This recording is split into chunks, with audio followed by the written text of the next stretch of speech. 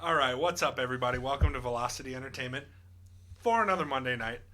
We are live on twitch.tv/Velocity Entertainment 360, as well as Facebook Live under my personal profile, Kyle Leonard, right now. Thankfully,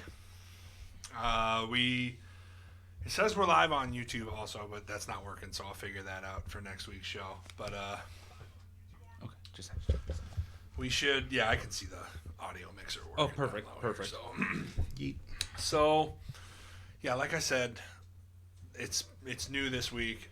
I gotta lift Tanner's camera here so people can see him. There we go.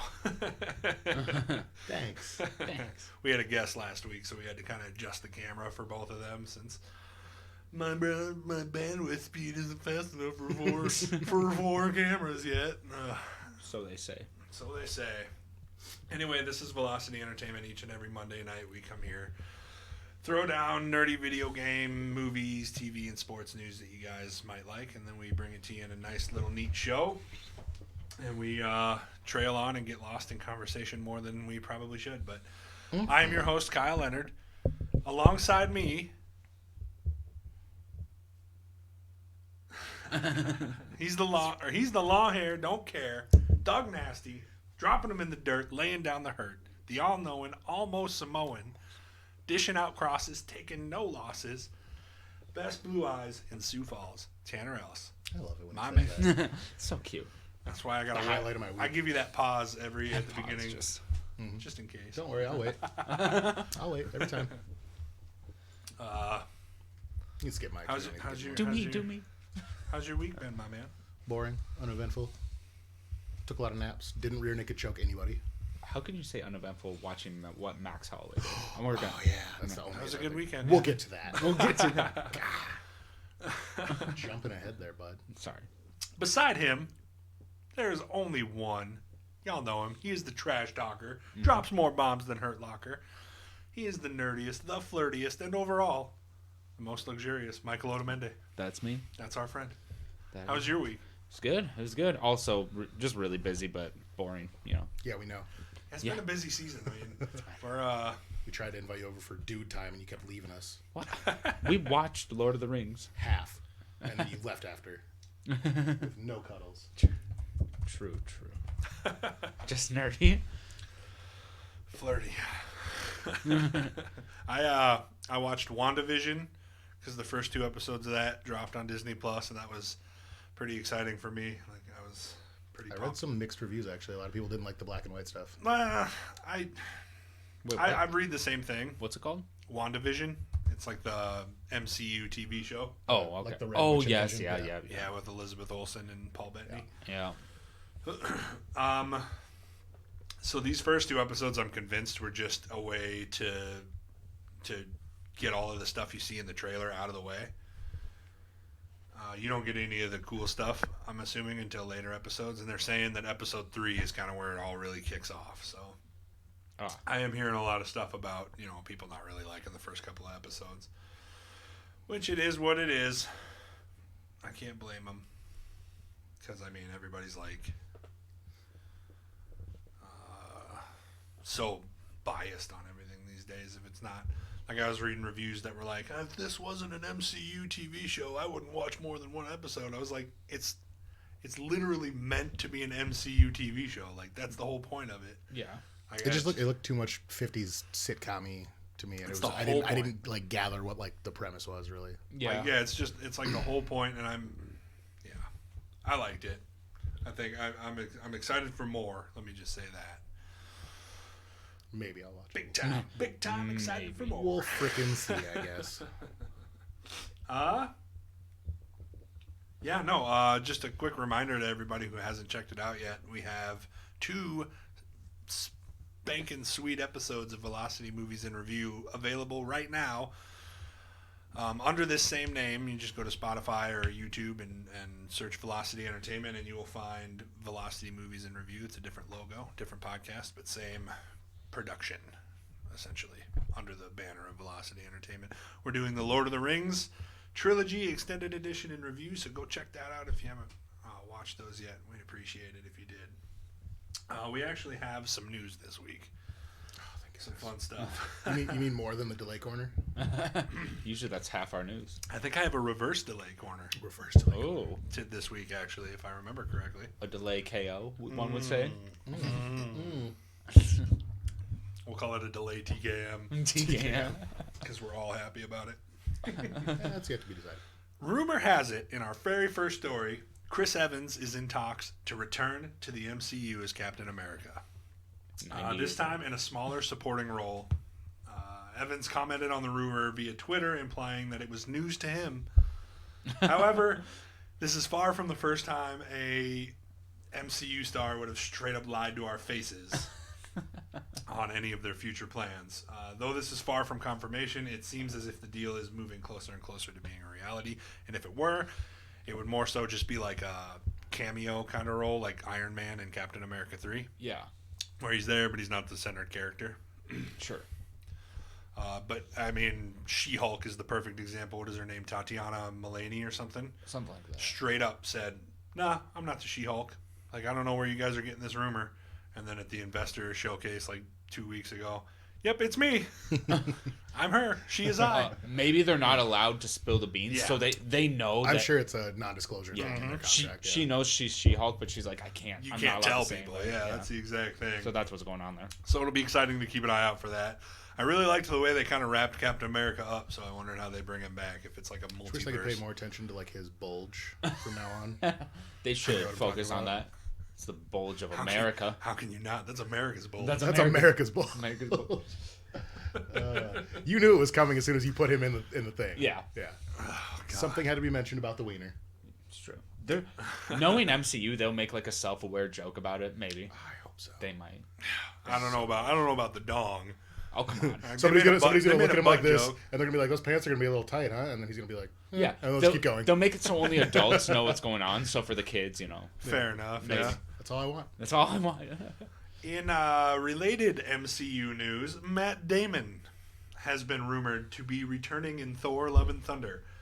Damon had previously appeared in the last Thor movie as a short cameo playing Loki in that little mock play right at the beginning That was funny. when they're redoing the Dark World. There was somebody else who what?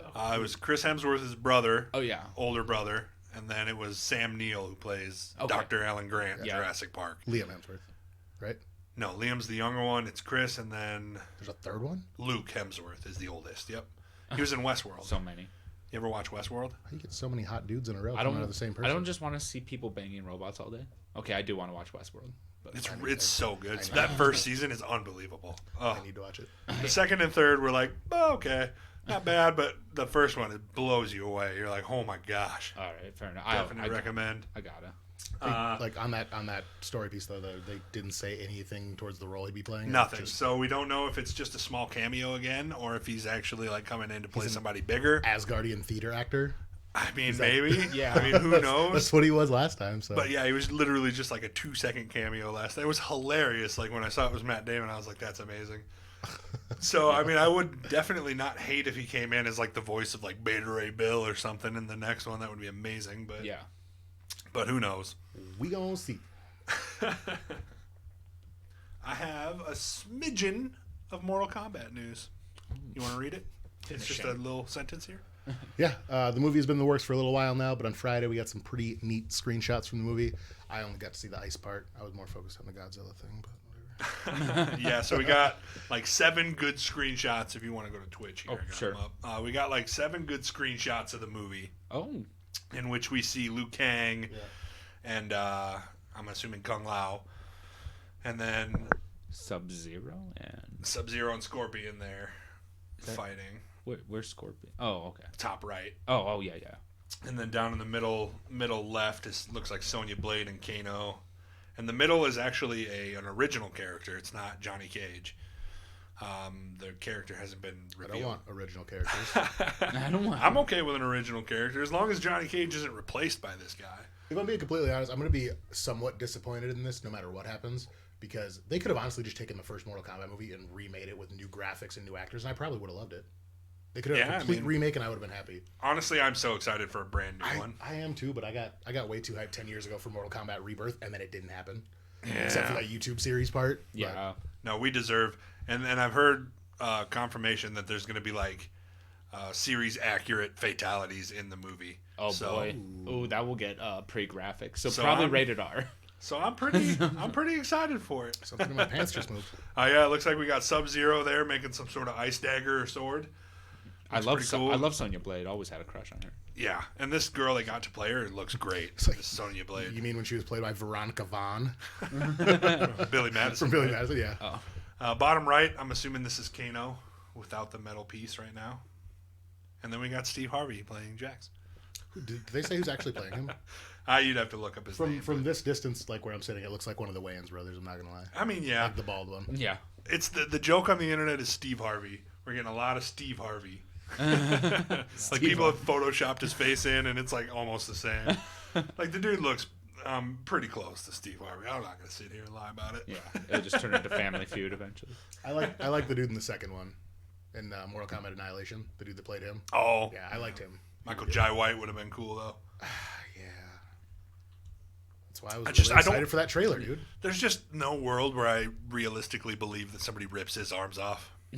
Yeah. Like, nah. Probably Like not. he can't be Jax for me because he's just too cool to get his arms ripped off.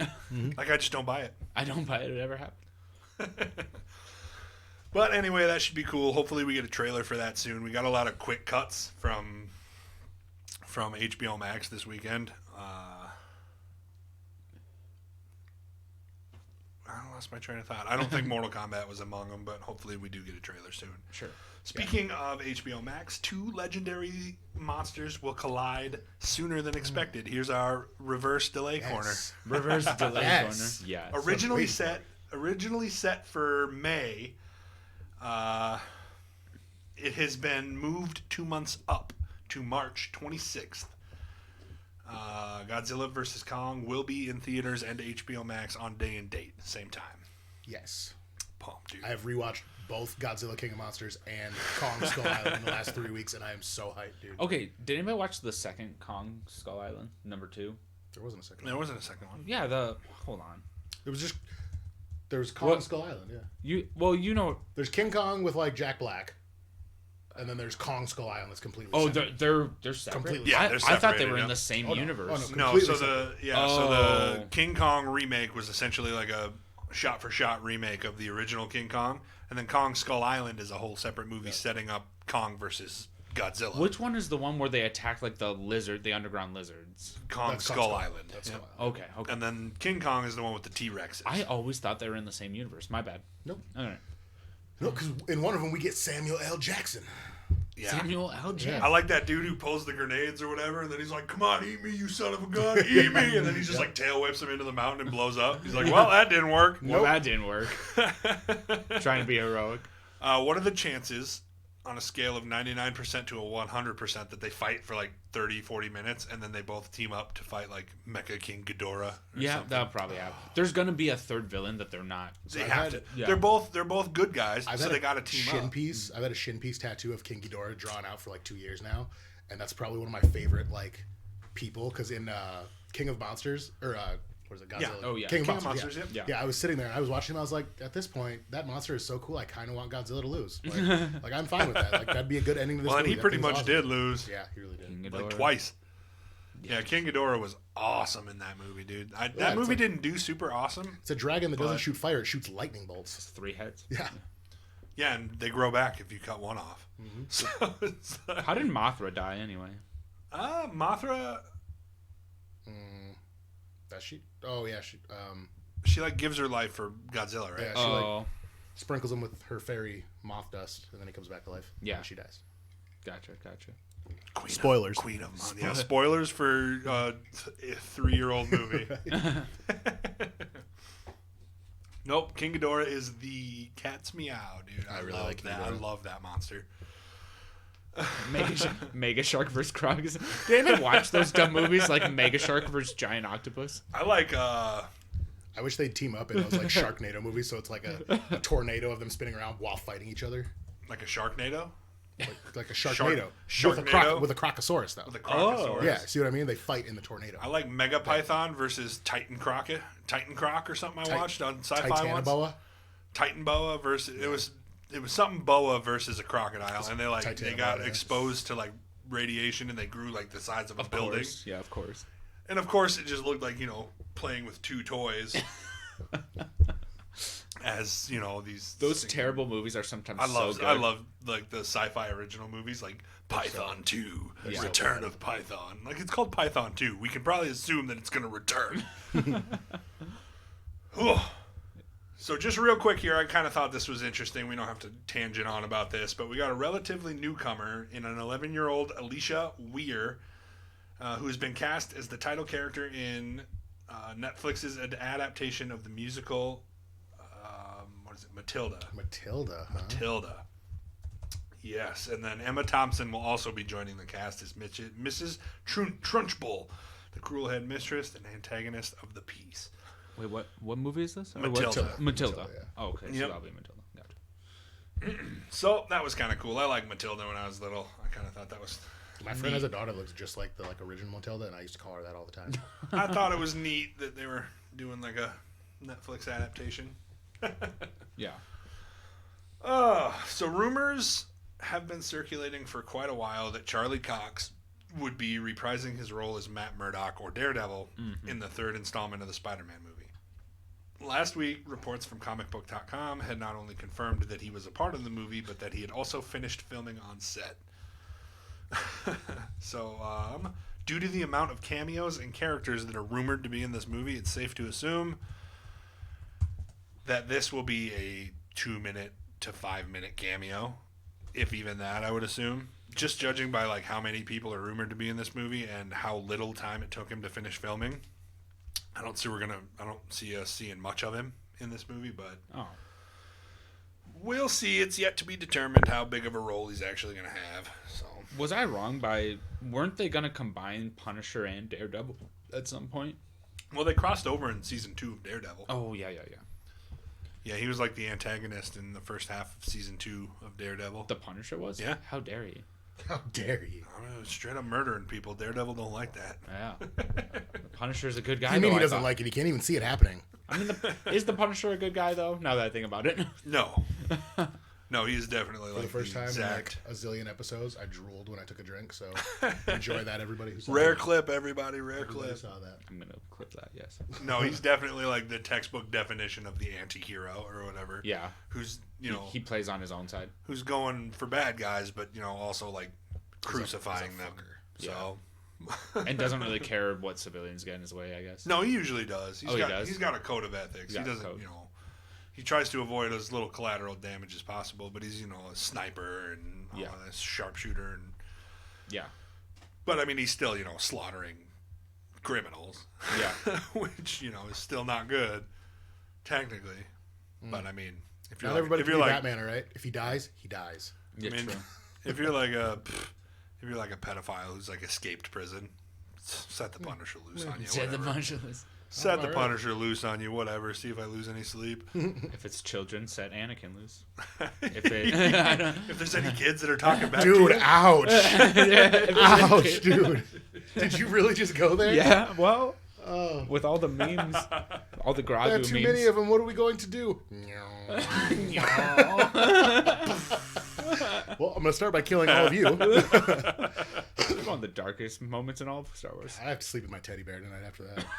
Oh, you're- He's a lawful evil. Oh, good reference on that. Punisher's a lawful evil. Lawful evil. Judge, jury, and executioner. Yeah. So we got one final stretch. Production on season 2 of The Witcher has been a rough ride, to say the least. It started with the coronavirus shutting everything down, and then it opened back up just to get shut down again when it locked down a second time. And then, once it opened up again, Henry Cavill went and hurt his leg. Did they ever say how he hurt his leg? No, they might have, but I didn't look up where. Quads are just so big. Yeah, I was about to say they're so large. They get caught on everything. I don't know. I keep alerting the guards. Keep alerting the guy. That's probably what happened. So the movie or the show was delayed again because of his leg. Luckily, that was over their Christmas break, which kind of gave him time to heal and such. But now they're picking back up for the final stretch of the production. Henry Cavill is returning to filming and will continue into March of 2021, which will likely push the release of the season into the fall rather than the summer, is where they were kind of hoping for.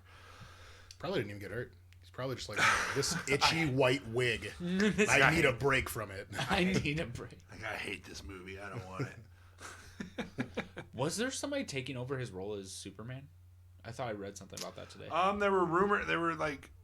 There were pictures showing what it would look like if Matt Bomer Maybe that was what took I it over, because they look so much alike. That's probably What why. the frick is Matt Bomer? He is. Guy in the chair.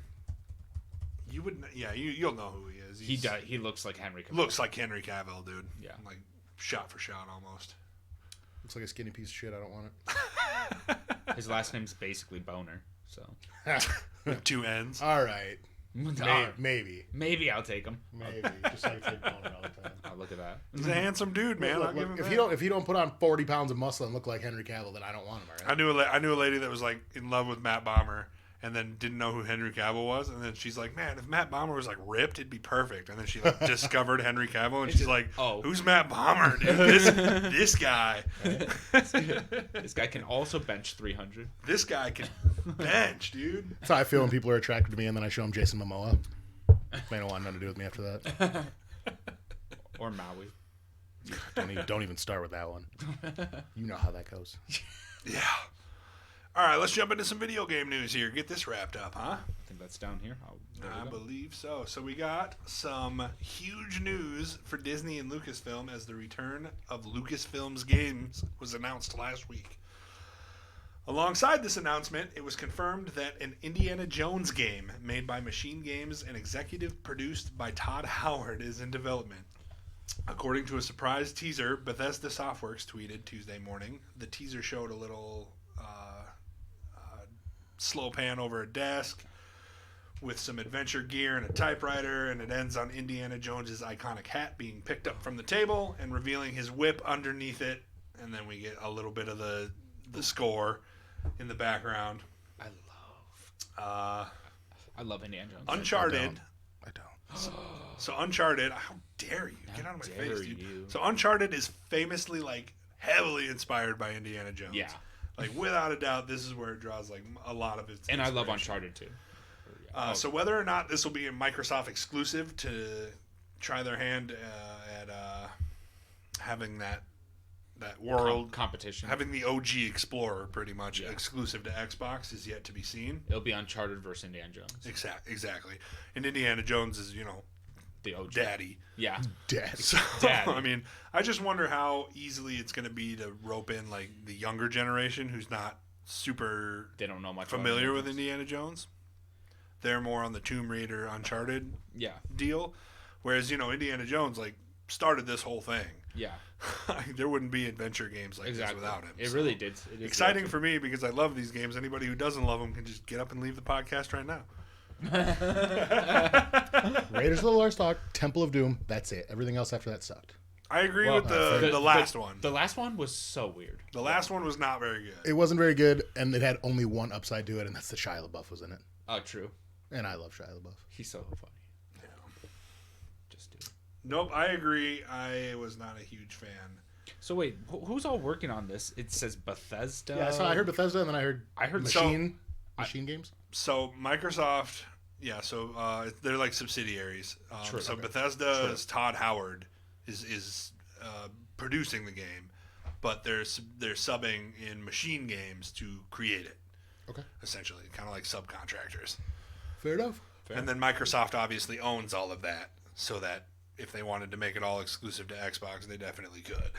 Yeah. If that's what they wanted. Whack. It is what it is. You don't really like Indiana Jones anyway, so. Well, Bethesda. I mean, if it was Indiana Jones Raiders of the Lost Ark, the video game, I'd play it. I heard Bethesda and Ubisoft, and I was like, I'm in. Yeah, whatever. Yeah, they make some pretty stellar games, dude. Oh, it's the part Kyle's been waiting for. Tis deep. Which part? The next one. Oh yeah. I think some of my stories got mixed together here, so I'm gonna kind of pick these out. Unacceptable. Unacceptable, dude. Figure it out. Figured you. Well, Danny, that's why nobody likes you, okay? That's why nobody will remember your name. That also. I did love all three of the original Indiana Jones movies. What was the third one? Okay, so we have Temple of Doom. It's Raiders of the Lost Ark Raiders of the first, Lost Ark. then Temple of Doom. And then Holy Grail. The what's the Holy Grail one? That's Raiders of the Lost Ark. No, Raiders of the Lost Ark. The Raiders of the Lost Ark is the Okay, Holy Grail. yeah. So 2 of my stories did get jumbled here. Oh, am I thinking of here? I'll find. Oh, go ahead. I'll find. Keep going. We got a guy in the chair for things like this. I kind of want to get through this because this next Yeah, story is fun to talk about. So Yeah. this is the Star. I this just is the Star misspelled that. Wars one. So I just spelled the original horribly. Yeah, you did. The Last Crusade. Last Crusade. That's the last one. I swear in the the last one is the Kingdom of the Crystal Skull. Well, I mean, like yeah, the last of the original. the three originals. Yeah. The Last Crusade is awesome. Are you kidding That's me? what Get I'm out of my saying. face. Ugh. Isn't that the one where they found the Holy Grail? Are you sure? No, Raiders of the Lost Ark is the Holy Grail. That's the Ark of the Covenant. Yeah, that's the isn't Ark of it? the Covenant. I thought. Raiders of the Lost Ark, and that's where they find the Holy Grail, and it electrifies everybody, and they all like die. It's the first one. I don't know. Maybe you guys don't. One know is as the much Holy about, Grail well, and about one- this as you thought you The did. Ark of the Covenant and the Holy Grail are 2 different things, Tanner. Or maybe But they find it in the Ark. Or maybe you just like Lord, or you like this way more than you thought you liked it. Don't you Indiana put Jones. that evil on. I was gonna say you seem to know a lot about Yeah, Indiana don't you Jones put for that somebody on who's me. like. This is how it is, and I hate it. I As hate soon as it. this is over, we're gonna go in the living room and we're gonna figure this shit out. All right? Figured I'm sure. it. And if I'm wrong, we're I'm sure fighting. Chad will let us know if we're being stupid. If I'm wrong, we're fighting. I'll get you. An So armbar. so the biggest and most exciting news of this Lucasfilms game thing is that the EA Star Wars deal is kind of dead in the water. Not dead.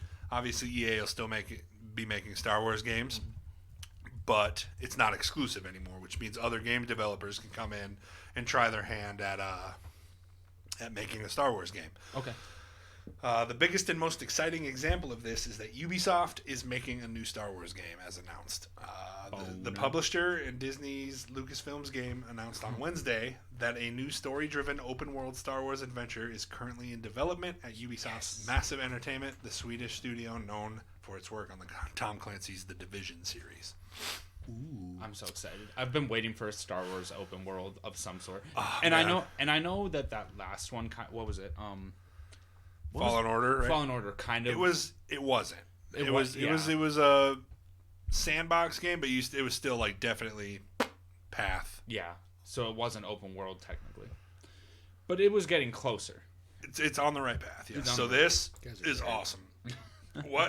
Which leads me to the question: What would you like to see in this open world game? I've already expressed my interest in like a Boba Fett game. Would be super Boba awesome. Fett, yeah. Where you're just flying around a galaxy, like hunting down Well, bounties. This sounds cheesy, but I want it to be like a typical RPG where you level up, gain abilities. Yeah, I was and gonna say if you attributes. could do one where you just start as a Jedi, like you have to go Yeah. through from a kid through all the training and like Yeah. get your strength. And If it's a see true RPG, though, you should get the option to pick bounty hunter, Jedi, scoundrel. You pick your class. You can pick your class, and then you get different storylines for each class. Like if you're a Jedi, you go through Jedi training. You learn how to do Force powers. Cool. I want to be a smuggler then. Exactly. You could be a smuggler. You could be a Wookiee. That'd be fun. You'd just be a Wookiee. Wookiee. That would be dope. I'd go with Boba Fett. Kyle every would be time, though. Kyle would be a Wookiee with a double-handed battle, with a battle axe running around. I'd I'm be definitely face tank all the way. I know. I'd be a Yoda creature, and I'm like, I'm still level 1 after 80 years. It's been 80 years. I'm still a baby. Oh man, that's funny. No, that would be so cool if we got like a true RPG Yeah. game. I want a true Star Wars RPG. True. Well, we will just have to wait and see as we get more news. It was like a Dead Souls platform. Oh, okay. Oh, like Yeah. a Yeah. Red Squadron Redemption. Red Squadron Redemption. Red Dead Redemption, great game. Amazing. Wait, Wait, who- a second. Who makes Red Dead Redemption? Rockstar. Oh, right. Okay. Yep, and there's GTA 6 rumors swirling all over the place too, but I Ooh. mean nothing has ever been concrete there, so I'm not Is it even the bringing it up. speculation corner? Speculation corner. I would love to see Grand Theft Auto 6 on the PlayStation 5 soon, Right. but Right. who knows? They got to remake 5 for the next 5 consoles. Shit. Well, are we now in the news? Are we going back up to Hogwarts? Yeah, so Hogwarts Legacy, the open world role playing game set in the Harry Potter universe, has been delayed until sometime in 2022. The game's delay was announced via a statement on its official Twitter account on Wednesday. This news comes not long after author J.K. Rowling's famous bigotry on Twitter towards trans people. Even longtime fans of the Harry Potter series were pretty soured on it after some of her disgusting thoughts and views. I kind of want to look up her tweet. I don't want to get too much into Lord of the it. Rings will always be better than Harry Potter. We can look it up later, but I won't get into it. Don't worry. Yeah, don't read them off. I won't. So whether or not this delay comes due to the game needing more work, which I'm sure is true, or in an attempt to kind of let the controversial opinions of her kind of fade away before they release. I'm sure it's going to need a lot of work as an open world game because like the original ones that like just Harry Potter and the Chamber of Secrets for like PS2, like that was basically open world, and for its time it was actually pretty good. Right. Yeah. And I mean they made like counterpart games to each and every movie too. Sure, dude. I got to play Quidditch.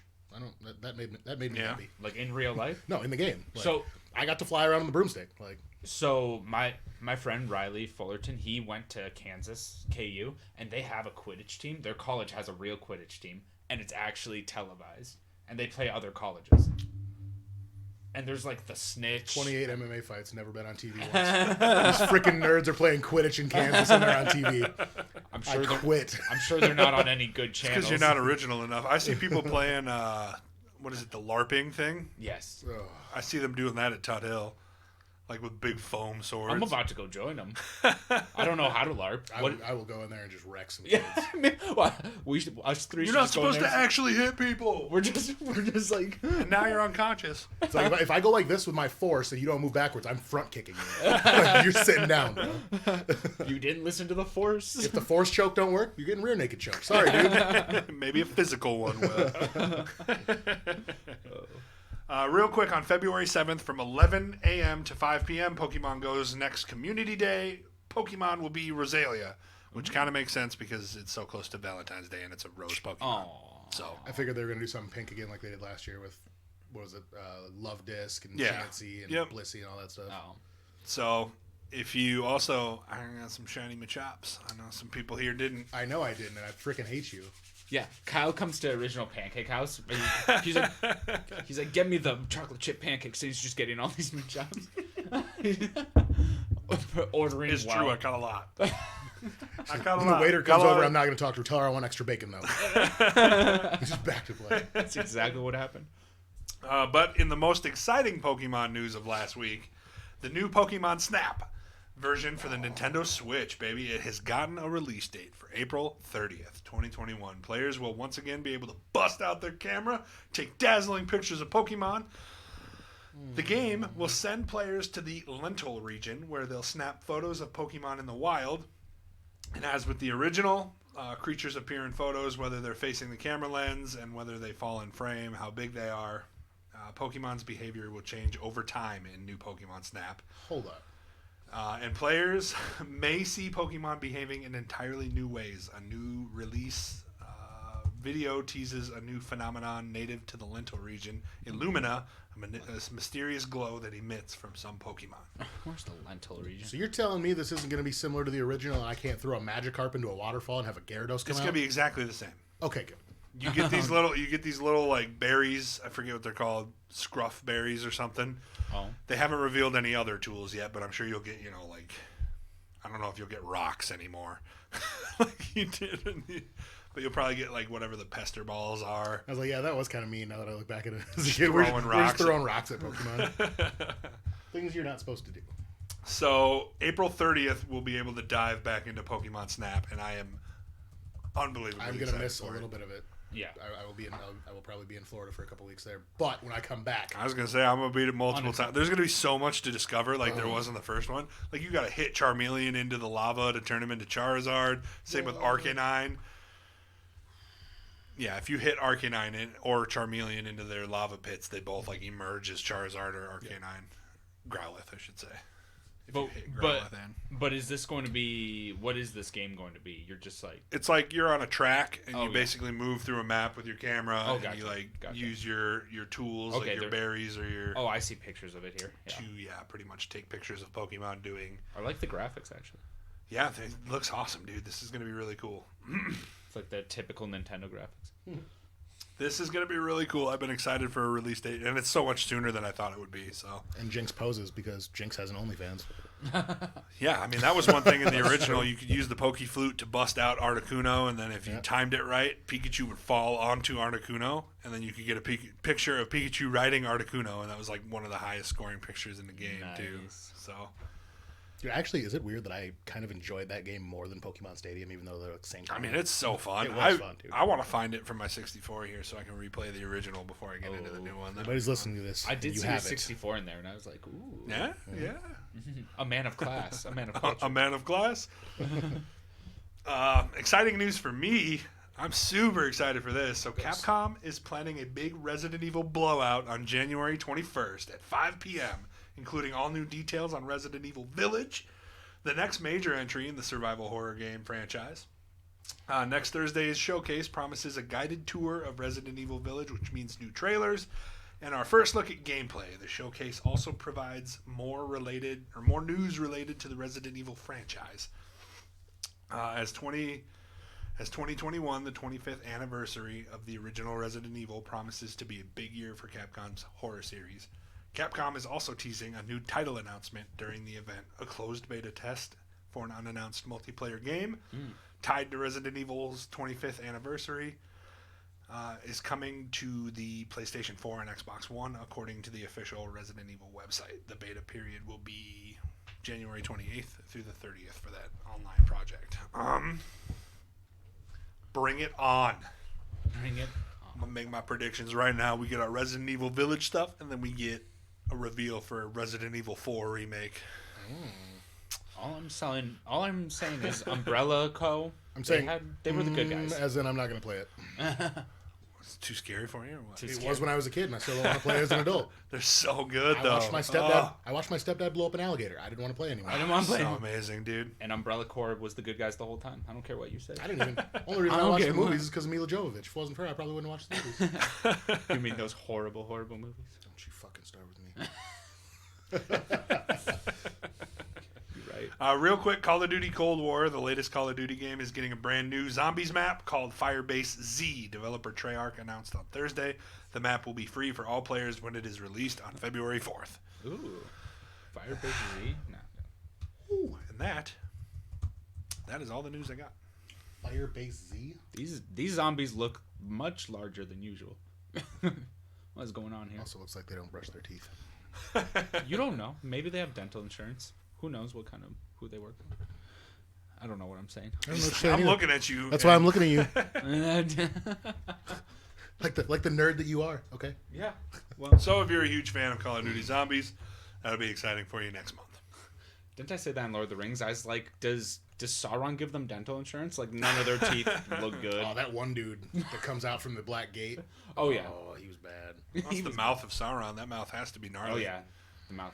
And that's only in the extended edition, folks. So yeah, you can only watch which you'll see in about 3 episodes. True. 4. Yeah, 8 weeks from now.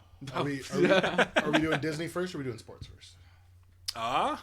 Probably Disney, I'd say. Yeah, we can do Disney. We have picks that we got to make before the one pick to make before the end. Yeah. So yeah, let's do Disney. Our Disney competition this week features Frozen and Up. Oh, this is a tough one. This is a really tough. Yeah, this is a really, really tough one for me specifically. I want to get this one out of the way because I kind of want to. I love them both so much. Same. Fall to pieces. Wonder if Anna Arundale's watching right now. She is, but she's having dinner with one of her friends, so she just has it on visual. Oh. So she can't hear us much. Right. Well, I just switched the picture to Frozen, so she knows exactly where. She knows what's going on. She's going to know exactly where we're at now. She knows what time it is. I can't look at these pictures while I'm making my decision. Oh man, it's so. Yeah, right now. Does anybody have a coin? I'm gonna flip a coin. All right, boys. The plots of these movies. Who wants to take Frozen? I can do Frozen. All right.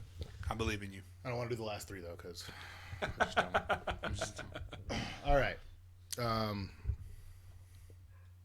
Crap. Can't think of where to start now. So there's like sisters, and they got a mom and dad, and the mom and dad are gone, and she's got powers that they and figure she out. like shoots someone in the heart, and then Anna, yeah, and then they Anna and Elsa. They go to the little rock troll dudes who have magical powers. Yeah, and then let's see, she opens up the town for once and starts doing ice stuff everywhere, and everybody's scared of her, and she runs away. Well, first the parents die. I said that. They didn't. The parents take them to the rock trolls. Oh yeah, okay. Yeah. And then, and then we get the "Do You Want to Build a Snowman" song because she's not supposed to use her powers. I hate the plots because I leave so much stuff Yeah, out. it's okay. We're supposed to rush through the plots anyway. That's here. Rush it. I'm here to help. I'm here to help. And then she runs away and builds an ice castle, and then they go after her, and then you meet a freaking moose that eats carrots with a dude with him named Sven. Yeah. And Sven and Kristoff. Yeah. Oh yeah, Sven's the reindeer. No. Yeah. Yes. Yep. Kristoff is the guy. Why did I think it was a moose this whole time? Well, it's a reindeer. They're probably related. It's a freaking moose. Probably. It's a moose. Let's be honest. Come on, it's in Scandinavia. It's a reindeer. I stand corrected. Now that you say that, I believe you. Yeah. Yeah. And then there's the big ice dude that throws them out when they get to the castle, the ice castle. You skipped a lot, but we'll go with it. We'll go with Okay, it. somebody else tell me. Well, we're supposed to rush through it anyway, so It's okay. Yeah. So the parents die, and yes, they grow up pretty much separated, and then, like he said, she's inaugurated as queen, but accidentally lets her power slip. Everybody gets after her. She basically retreats into the mountains, makes the big snow castle, and the big Yeti snowman to protect the castle. But yes, in the "Let It Go" song, probably the biggest song in Disney ever. right. Makes Yeah, also do it. I really don't think it is. A couple of Moana. I still think "Colors of the Wind" is the best, and you guys hate me for saying. I'm not saying that Moana songs aren't better. I like them better. Take the headphones off, crawl under the table, walk out the door. There's a window here. But if you're seriously sitting here and telling me that people saying "How Far I'll Go," little girls more than "Let It Go," you're fooling yourself, dude. You are fooling yourself. Yeah, Tanner, let it go. Just let it go, dude. Just let it go. I like the Moana songs more too, believe me. But I'm not gonna sit here and pretend like. Do you think it was the bit even more Yeah, than I'll like give it to you. even more than the Tarzan and the? Yeah. Oh yeah. Oh, okay.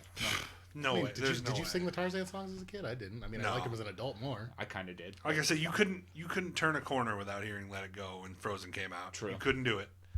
If there was a mom at a stoplight with her windows down, let But it go. we will get to the soundtrack when we get there. Yeah, she builds the ice castle, and then eventually all of the townspeople. Hans is basically like the prince of another country that's trying to take over Arendelle by marrying Anna. Mm-hmm. It's revealed that he's a bad guy later, but he kind of tricks her into falling in love with him. And we do get like the best, like one of the best lines in Disney where he's like. Sorry, I was looking up something for later.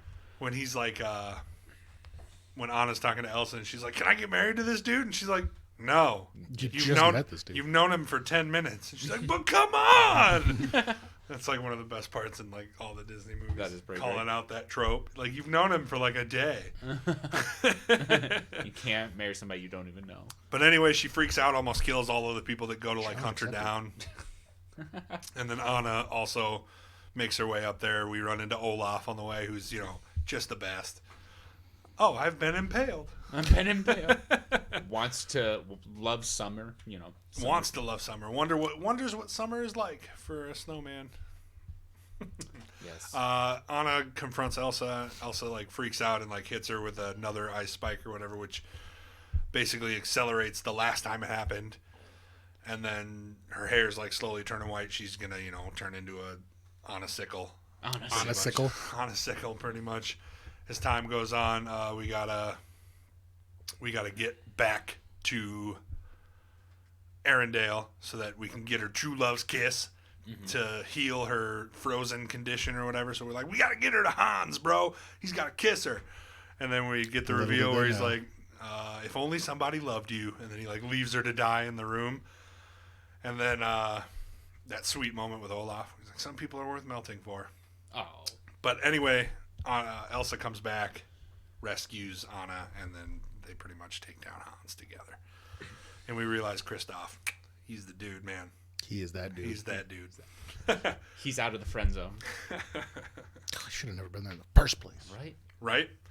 And that's pretty much Frozen. I'm cutting it short. Yeet. Yeah. Good. You want up? Sure. You know, little kid, you know, just walking along, runs into this adventure, or he's doing an adventure thing. He wants to be an adventurer, runs into an adventurer little girl. What happens? They end up falling in love. You should see a montage of them growing old together, growing up, you know. Yeah. Should I skip this part? Oh, you're good. Go ahead. Show a montage of them growing up together, going on adventures. They have this jar that they're saving up to go on this super cool adventure. Where was the adventure to? It just said adventure, right? Paradise Falls. Paradise Falls. Yes. And so she gets cancer and dies before they ever make it to Paradise Falls, which is remember they had the Dreamers Fund in the coffee cup, and they kept needing to use it for bills or something, you know. That was like that was the part where it's like all life. I don't want to say another word till it's time to pick. That's, you know, life hits you really hard there, and basically he becomes a grumpy old man. There's this like, I think there's this industrial business that keeps trying to buy his house and his property for commercial real estate. And he's like, nope, because he's, you know, him and his wife grew up in that house together, and that house means quite a deal to him. Mm-hmm. And so this little Boy Scout comes along, you know, kind of annoying at first. It's Russell, right? Russell, I believe. Am I right? I don't know. He's annoying though. Yeah, it's Russell. I can look it up later, but I am the guy in the chair. But you continue. I can look it up. But he's like, yeah, go look for some snipes or whatever. But basically, this kid ends up being attached to this guy at the hip. And this guy has a plan where he's going to tie a bunch of balloons to his house and fly away. Just fly away from the problems and go to Paradise Falls, right? Sounds familiar. Why Kyle's tried to do that to this house, and we all tried to talk him against it, but, you know. Try. Good luck. Good luck. He just tied balloons to every corner of the house. I was talking about James the Giant Peach, but whatever. Oh. I thought you were talking about Kyle. So, eventually, it works, actually. The house does fly up. And the kid is in the house with him, and he's like, "What the heck are you?" He's doing? outside the house, scared as hell. Oh, I thought he was inching around the deck like this. Can I please come inside? Oh, yes. You're right. Sorry. Yeah, and then, so this guy, he's basically the sidekick for the rest of the movie to this older gentleman. Yep. It is Russell, by the way. Okay. Gets to Paradise Falls. By the way, one of their heroes was his name something Muntz. I just looked it up. Spencer Muntz. Charles Muntz. Yep. End up actually finding one of his great heroes, a big adventure. Mm-hmm. I just realized my fly's undone. Don't worry, I was noticing the whole time. Nobody would have known if you didn't say it. Well, Tanner would have known. He did not know. On camera. He did know. You know what was on camera? Me looking like this the whole time. Just looking down. Where was I now? Oh, yeah. Meets Charles Muntz, huge hero, finds this dog. Dog can talk. Oh, yeah. Due to an invention. Doug. I am Doug. Cone of shame. And I love you. And I love you. Funny. What? Okay, so at what point at what point do they figure out that Charles Muntz is the bad guy? It's got to be towards the end, because... Because there's the bird. And doesn't he try to do something to the bird? All right, the snipe. Oh, yeah. Doesn't he try to do something to the bird? Maybe. He's there hunting the snipe. Oh. That's the whole reason he went to Paradise Falls. Yeah. But he got stranded there on his, Zamboni or whatever. What is it? Not a Zamboni. Zamboni. Yes. Yeah, he's cleaning ice. Polishing ice on the island. Yeah, no, what is it? Hot air balloon deal. Okay. But like a big one. What do they call those things? Oh, man? a blimp. Well, yeah, but there's an actual name for the blimp. But yes, it's a blimp. Is that the same thing that they had in the Zephyr, movie? that's what Zephyr. That's the word I was looking for, yeah. Zephyr, yeah. Yeah. But it's got to be later though, yeah. Yeah. I'm trying to think at what part I'm even at right now. Well, just long story short, so we don't spend too much time on it. Finds out this guy's the bad guy, basically kind of has a battle with him in a way. I think he ends up dying too. He falls out of the blimp. He falls out of the blimp or something. Meets a tragic end of some sort. He lived a long life. He's all right. Yeah, he's fine. He was a famous adventurer somewhat, or faked it anyway. Well, it'll do. But, yeah, and in the end, it's kind of just a sad movie all around, because, I don't know. It really is. Even at the end, even in the ending, which is supposed to be like a happy ending, it's kind of, and he's like... Well, because, he He like starts popping balloons on his house or something, doesn't he? He like drops his house. Yes. Like, but then he on the top of Paradise Falls. Right. But like it's not revealed at first. Like at first you finally see that to save like Russell or whatever it is, he's okay with finally giving up his house or whatever, and he starts popping balloons or something along those lines. Yeah. And then it's revealed that it lands right where the picture was. Right on top of the mount of the picture, yeah. And it's kind of like happily ever after, except without the wife. Yeah. But oh god. Well, at least the little nerdy kid got his badge or whatever. Or whatever, yeah. He's a Tiger Scout or whatever cub. Let's just throw sad stuff at you through the whole movie. I was about to say, and then give this kid a badge just to put a Band-Aid over all of our bad feelings. It was depressing the whole time, and then this guy finally meets his childhood hero, and then he finds out this is a bad guy too. It's like all depressing, all of it. And yeah, but a good movie. And Ed Asner plays the main character, Carl. This movie is very good and did make me tear up. And this movie made me like cry. It'll like still does, man. When they got like they're going through like My Adventure book and yeah. Oh man, like I choke up like talking about it. All right, talking point. Villain. Yes.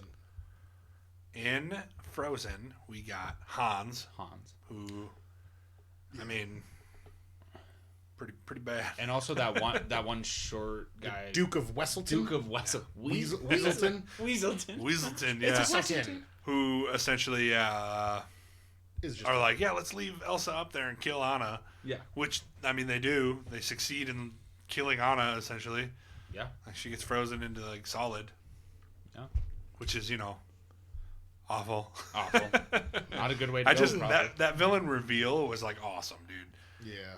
He's like, oh, so you need true love's kiss, and she's like, yeah, please. If only anybody loved you. And then like locks her in that room. Top 10 anime betrayals. Dude, that was. I mean, just sitting there with my daughter watching it for the first time, I like yanked a pillow from under her head, and I was like, say what? Again. Say it again. Say it again, Hans. Go back there and kiss her right now. Oh man, great villain reveal. And then we got Muntz, who essentially is hunting the snipe. But you shouldn't kill snipe because it's endangered. Well, yeah, I think it's the last one, isn't it? Yeah. Also, he's just what else he did a few other evil things. Yeah, we should have rewatched it. He looks like a Nazi. He looks like a Nazi. Let's just settle it with that. No, but it sucks when we forget to rewatch. Sorry, guys. We will get better at rewatching these. It was a busy week. Mm-hmm. I fell asleep during Wall-E. I'm not ashamed to admit it. We hate you. Wall-E's such a good movie. Wall-E's amazing. It was for the parts I watched. The heroes. We got, I would say, Carl versus, I would say, Anna, honestly. Yeah. Like, I would almost think that Elsa's kind of an antagonist. Yeah. Not a villain, an antagonist. She's just in the middle. She's like... She's up and down. But Anna's the one who goes through the journey with Olaf and Kristoff to, rescue Elsa. She's chaotic neutral. Yeah, kind of. You know who the hero is? That reindeer. Not true. Olaf, man. Olaf and the reindeer. They wouldn't have got away from the wolves if it wasn't from him. I agree. You're not wrong. But Anna wouldn't have gotten out of that room if it wasn't for Olaf. So some people are worth melting for. Some people are worth it. It'll be the last time we say that on this show, please. It absolutely will not be. Hero for... I guess I didn't say who I thought was the better villain, but... I think Hans was the one. I think Hans is better. Or worse, however you want to look at it. Because I honestly can't remember, like, what Muntz did that was... Yeah. Well, yeah. Like, it was... I mean, aside from trying to kill, Carl and Russell. Yeah. Yeah, true. Trying to kill people. Yeah. Which is never good, but I think the scheme and the reveal, like the plan and the reveal, way better on Hans's end. Like trying to make Anna fall in love with him in order to take over the kingdom. The reason for the hero, I'm going to actually go with Charles. Okay. Carl, yeah, sorry. That's what I meant. Instead of Anna. Put your life together. Yeah, sorry. Is because Anna, as much as I love her and she's amazing, she was just kind of like really naive throughout most of the movie, and it made her kind of a poor hero for the first half of the movie. And so I'm actually going to go with Up. I'm going to agree with you on that one. Yeah. I knew right away when she wanted to get wifed up by that dude in 10 minutes that she was a big old stupid head. Big old So- Well, she's all of like 16, so Is she only 16? they can't be that old. They can't, It's no. Disney. Yeah, it's Disney. If Elsa's 18, she's got to be like 16. Disney's like, you gotta get married instantly. Like, I was saying, I don't even know if Elsa's 18. Like, these shows, just all the what is Also, you have to think of all that Carl went through. yeah, he went through so much. I agree, I'm going to agree with you on the hero. Carl was better. But I'm also going to say, dude, like, you flew yourself there. Yeah, Yeah. Like, he's depressed. Okay, I get it. and I get it. there's real estate agents down his throat. His banging hottie wife died. I get it. What legally happens to his real estate that he left? Like the people are like, can we take this? The land? Yeah, Yeah, I the mean, land. I'm assuming after a while We it's think foreclosed he might be upon. dead. No, he left with balloons. He left might come back. He might come back. We have a video. What are you gonna do when his house just comes back and drops on whatever you're building? Well, if he ain't been paying the mortgage, the land it's going to land on ain't his no more. He's owned it for 20 years. Yeah, he's grandfathered in. I don't know. yeah. I'm making Yeah, stuff you're up. probably right. Making- Yeah, you're probably right. And the support. So the support, we got Russell and Doug, essentially, and the snipe, I guess, a little bit, but Russell and Doug, I would say, for Yeah. up. And then we got Anna, Sven, Olaf, and Kristoff for...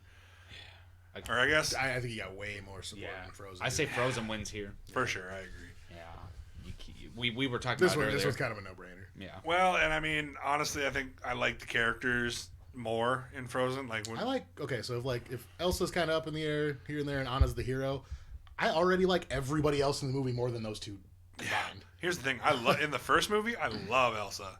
yeah. In the second one, I like her less. But Really? in the first one, I think she's super awesome. She's great. I liked Anna the whole time. I just thought she was naive, but I liked her. I like Anna because I like Kristen Bell. Oh. Big fan of Kristen Bell. Love Mm. her. Like and when I hear Anna's voice, I hear her voice, and I'm like, oh, I love. I just her. think of her, in a bikini and forgetting Sarah Marshall. Sarah Marshall. That's all I can think of. Fair enough. Oh man. Soundtracks. There's.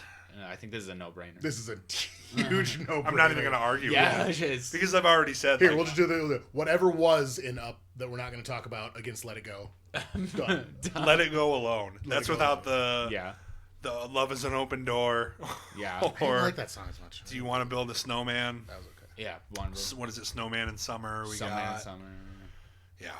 I mean, it's just Yeah, it's good. like I said, It's good stuff. I'd have to look up numbers, but I'm thinking it's probably one of the most successful soundtracks in Disney. Period. Oh yeah. You're not wrong, Bucko. Bucko. That's where you're not wrong. Sequel quality. Up didn't get a sequel. And Frozen 2 was good. It was good. Really, yeah. really good. So that's a no-brainer. I there. want. What if they're working on an up to? Here, Up to what? up to what? Up. What's up, dog? It's just Up Dog. 2 is called Up Dog. I don't think they are. No, they're not. I don't think they're working on it. They're not. All right. So They better make an Up 2 and just call it Up Dog. up dog. Up Dog. What's up, dog? What's up, dog? Or This movie. Up Doug. Ooh, what's up, Doug? What's up, Doug? Up Doug. And it's all about the talking dog. It's just a spin off. Okay. This is hard. We might need more than 4 seconds for this. Yeah. I'm going to let you go first when the time comes. Tanner, you can start us off. Yeah, Tanner. And then Mike, and then I'll go last. That was my growl. Just in case it's a tiebreaker, I'll decide who wins. This is rough. All right. Shouldn't we do that on the next one? Not this one? Maybe. Okay. This is really hard, dude. It's tough, but I think I have my mind made up. You have your mind made up because you might get beat later tonight. Yeah. Well, true. I probably still will.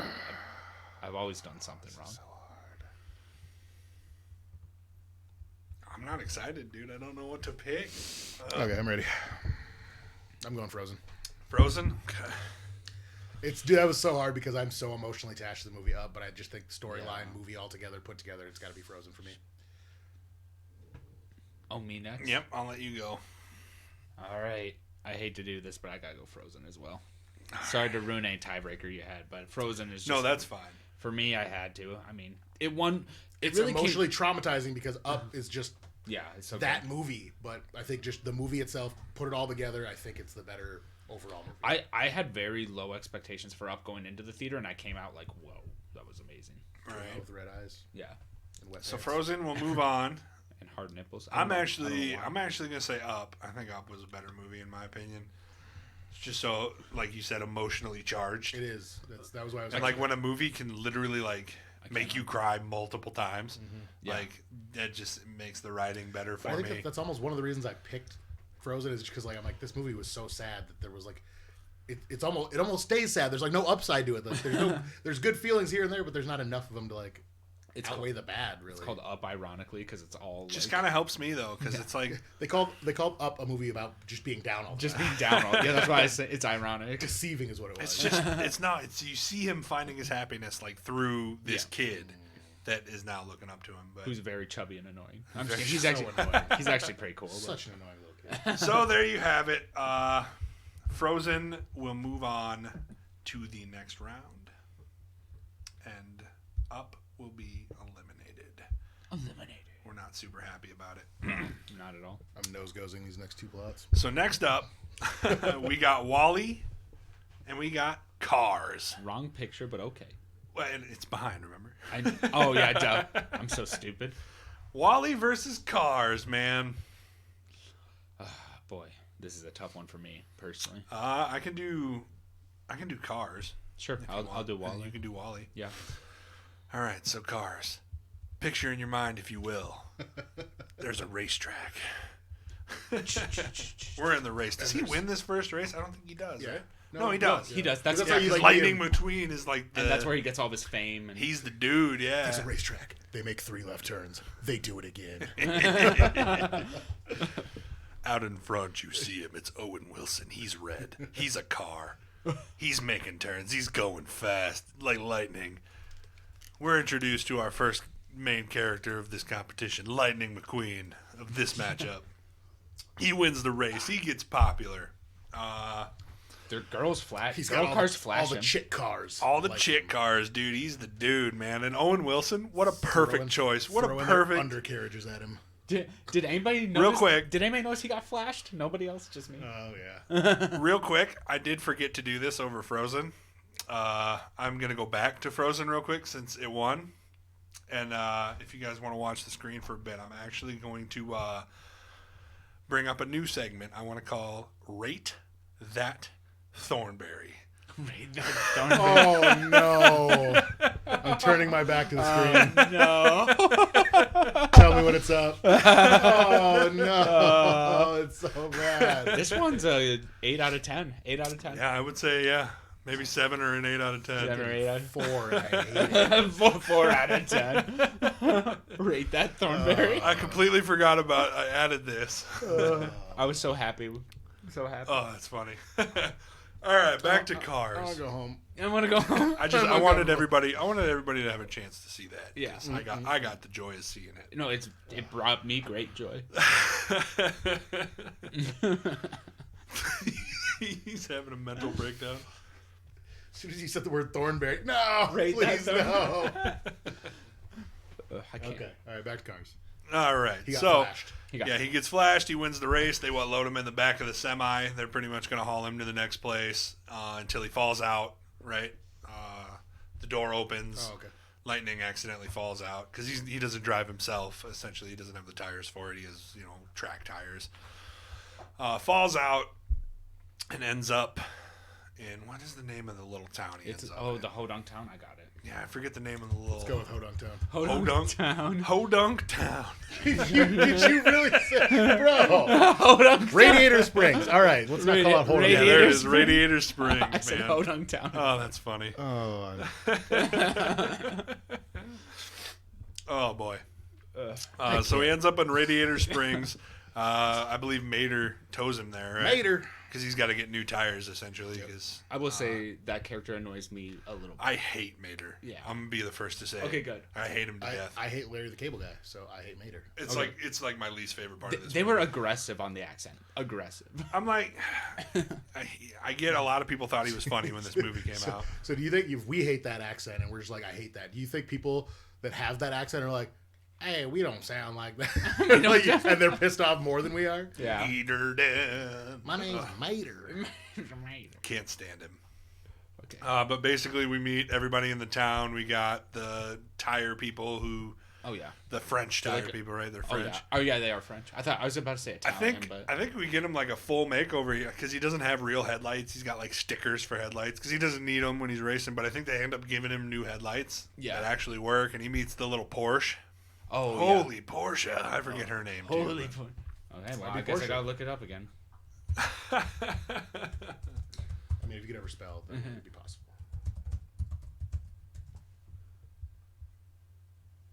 Sally,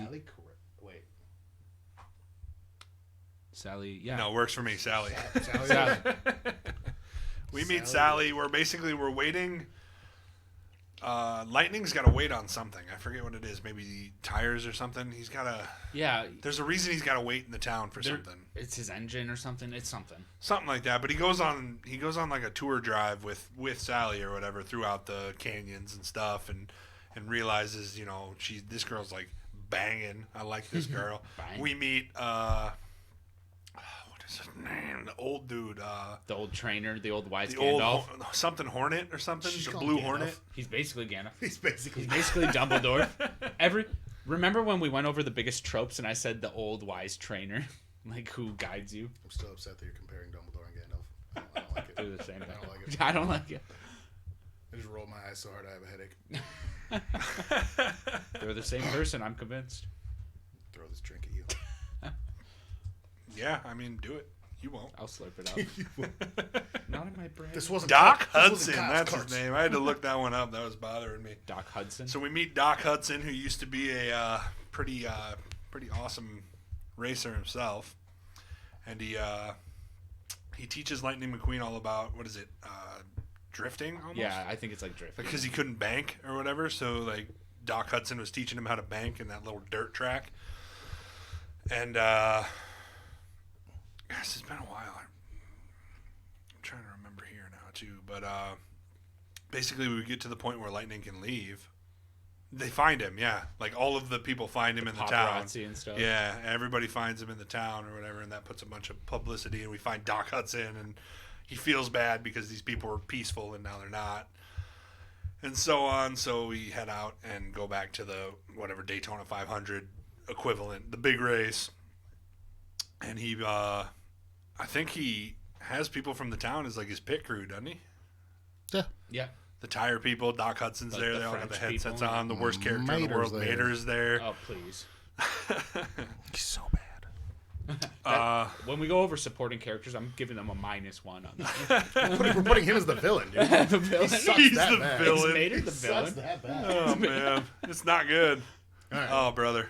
And, But yeah, essentially we win the big race, and I think Lightning McQueen gets his lady and stuff, and Doc Hudson gets a little happy ending too. I mean, Wasn't the villain that black car? It was like He was like the opponent. Yes. What was its name? The foreign car, right? yeah. Didn't he knock him off the truck? Yeah. Yeah, that's what he happened. knocked him off the truck. Yeah. That's right. He knocked him out. Yep, that's right. I forgot his name though. Yeah. No, this isn't it. That must be Cars 2, maybe. Yeah, there's the villain in Cars 1 is Really? It might be two. No. Oh two, no, this is. 2 is the one with that because it's the foreign car and he goes to Right. that professional center to train. Oh yeah, you might be right. Also known as Yeah, because he does cheat in the race or whatever, and like sideswipes him off or whatever. yeah. Okay. But with his new pit crew, he can I get think in I was and thinking of Cars 2. get it done quick. Big old giggity. Yep. Oh yeah. All right. So Wally. Wally. So the planet Earth is polluted beyond repair, almost beyond repair. And There's notes, guys.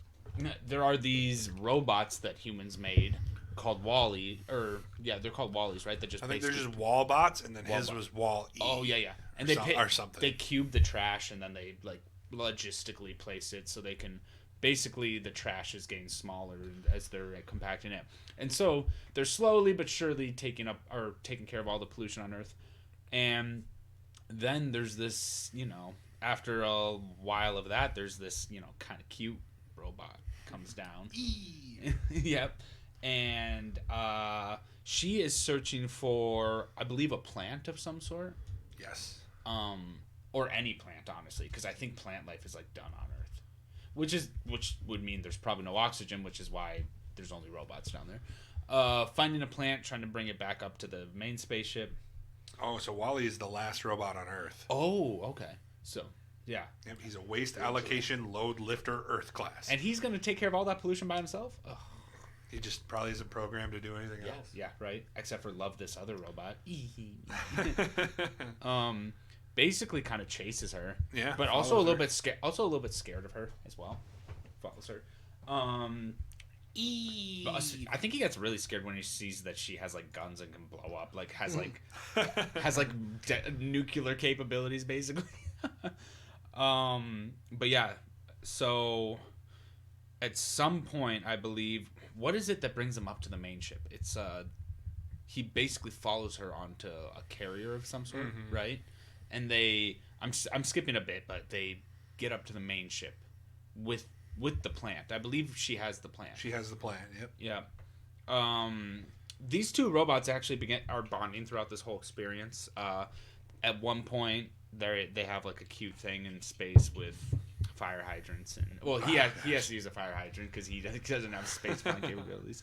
But regardless, when they get up to the main spaceship, they find out that's where all the humans are because Earth is there's no way to inhabit Earth, and all the humans are up in a big spaceship, and they're all ginormous, like 700, 800 pounds because they don't work out. They don't. That part made everyone laugh, right? Their bone structures are just useless. But yeah, so they basically all live in their own virtual world. It's kind of showing how sad humanity can get through the virtual world. I don't know what their point was there. I think it was trying to say like this is where humanity's headed. Maybe. Right. But regardless, they're basically sneaking, and I forgot why they're sneaking on the spaceship, but they're trying to avoid all these guards and these sentries. Because don't they like deem Eve as faulty or something? Right, yeah. And so I think both of them are wanted at some point. Right, yeah. Because the intended plan is to use that little seedling or whatever, and then like hyper jump back to Earth and like recolonize the planet. Yeah, that's the plan. And then they open it up and like the plant is gone, and they blame Wally for it. Yes, yeah. And then that's when she's taken off to diagnostics or whatever it is, like the torture and then area. He kind of tries to save her, I believe, and I believe he's successful. And eventually, the humans humans don't do anything anymore. The robots have kind of taken over. I think pretty much the humans are useless, but the villain. Is it the Captain McCree, right? Yeah, is that his name? Kevin? You might. I think so. Oh no, it's just Autopilot. Autopilot, yeah. Which is kind of like reminds me of the Oracle in Halo. If anybody's played Halo. Or Portal. Who also is very evil. Yeah. Or Portal, yeah. So basically wants to take over and they're like this. We're content basically controlling humans in a way. I mean, but this is how this thing is programmed. I don't know. But eventually humans kind of take back what's theirs and get. I'm skipping a lot, but Wally and Evie, right? I think it's Eve. Wally and Eve are basically successful, and the humans are successful in throwing their coup against Autopilot, and they get back down to Earth, and it actually is habitable. They can somewhat breathe, and there's a few plants, they plant the plant. And, but before that, it's like they fight Autopilot because it like has a coup, and then it like electrocutes Wally, which like fries his circuit board essentially. Oh yeah. Yeah, and then Eve is able to like shut down the Autopilot, but the thing like crushes Wally a little bit or whatever. Yeah, and then they get into the space pod or whatever for the hyper jump to Earth. Yeah, but the humans at the end, the movie basically ends with the humans on Earth, and they're planting the plant, and they're like, we're gonna live back on Earth again instead of in that huge spaceship. And no, the worst part of the movie is when Eve repairs Wally. Like they get down to Earth and she fixes him, and he like wakes up and has no idea who she is. Like just that was just so goes sad. right to cleaning. And I almost forgot about that. Like loses all of his memory, and like it's the worst, dude. Yeah. Like you like cry, dude. And she like gives up and like gets all sad or whatever, and then like kisses him on the forehead, and then it like sparks, and then like shoots all of his memory back into him. And it's beautiful, dude. It's beautiful. Aww. And then we get like a flash forward where it shows that plant grew into a tree. That's right. Essentially. That's right. Ooh. Can't believe I forgot that part. That's one of the saddest parts. Yeah, that's the worst part of the movie. That's the worst part of the movie. Well, so as far as plots go, That's it. Yeah, that's it. I think Wally's better in plot, honestly. Yeah, that was it. Yeah. So yeah, for plot for both the movies, boy. I don't mind the whole selfish dude, find somebody who changes his ways storyline. I don't hate that one. But it's overdone. But it's not very original to me. But and then these robots that have personalities saving the earth. Oh, that's original and clever and sad when it gets to the end, dude. But then it's so happy. It's just this is I will say Cars is less creative, although I love it. I do. I'm nothing against Cars. I just don't think the plot is better than Wall-E. I suppose I'll agree. I suppose. All right, villain. We got what? Here's why I'm gonna Chris Hicks. I'm gonna actually say the Hicks guy, and here's why. Because Otto, if you think about it, that's how he was programmed, and that's not really a killed Wall-E, dude. Yeah, but that was how that's how it was programmed. It's not even. It's like, can you really blame a robot? No, they straight up have a mutiny. Yeah, like he's programmed to obey the captain, and then autopilot straight up is just like, "Nah, we're good." Oh well, yeah, that's fair. And then they mutiny and kill Wall-E. That is fair. I'm still gonna stick with Hicks. There's no way that autopilot is not winning that for me, dude. All right.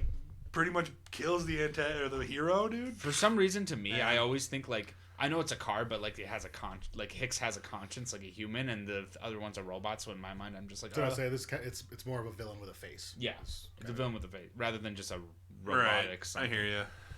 I don't know. My brain works. Fair enough. Obviously, the heroes are pretty easy here. Yeah, you have Wall-E. Wall-E versus Lightning McQueen.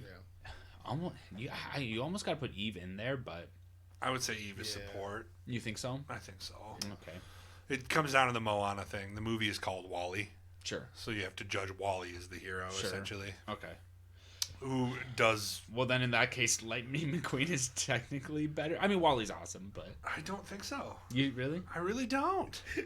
You guys are thinking Cars is awesome, but... No. Like, I'm sitting here, like, compared to Wall-E...